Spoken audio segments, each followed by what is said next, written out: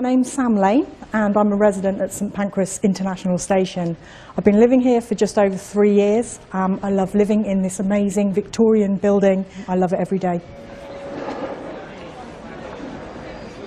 We decided to move into London. To say I'm a little bit of a train geek and I have a love of architecture is something. We wanted to move in for the Jubilee and for the Olympics. Had no idea about the costs of living in London, etc., but had a little search on the internet. This place came up. It is a magnificent building. Who wouldn't want to live here?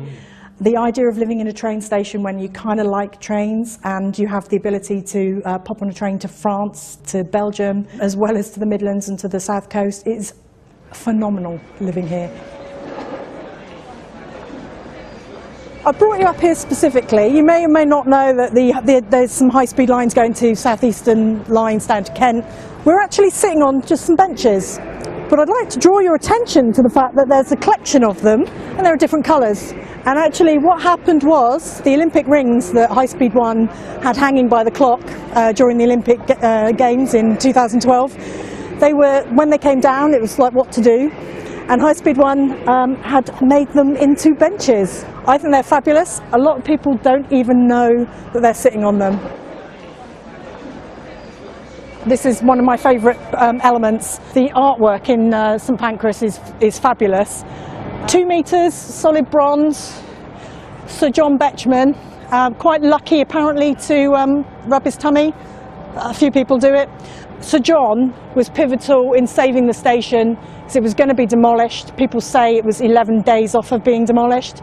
He helped to get Grade 1 listed status, and he is a very proud member of St Pancras, looking up to the skies. And one of the things I like about it is the coat furl on the end here is supposed to mimic the arch of the Barlow roof, which I think is quite quirky.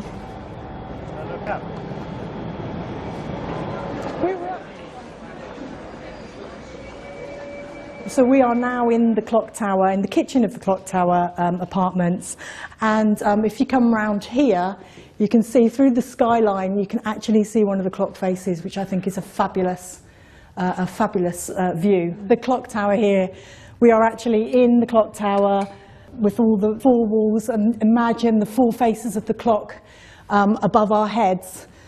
This is a little maintenance shaft, and that was the original winding station, and it had a pendulum, 100 weight that came down here. When the clock tower was first refurbished, etc., the owners hosted a party where they had an acrobat coming down from further above.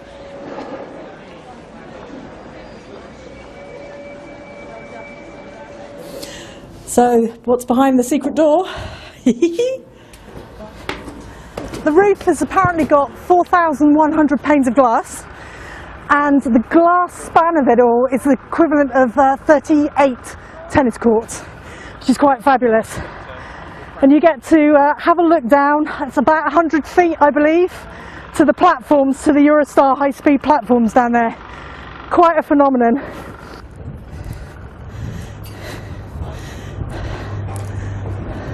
The view of the glass extension, which was done to allow for the Eurostar, yes, the additional Eurostar carriages and etc. Fabulous. We're standing on the north-east corner of the original part of the station, and you can look out that way north and the glass extension. Around us is this amazing development in King's Cross, which is started by the fantastic extension to the station, and then looking back towards a tremendous clock tower, which you've got the whole skyline of London. Absolutely fantastic. This is just such an iconic view, and St Pancras standing so proud in this area. It's such a privilege. So exciting to see this view.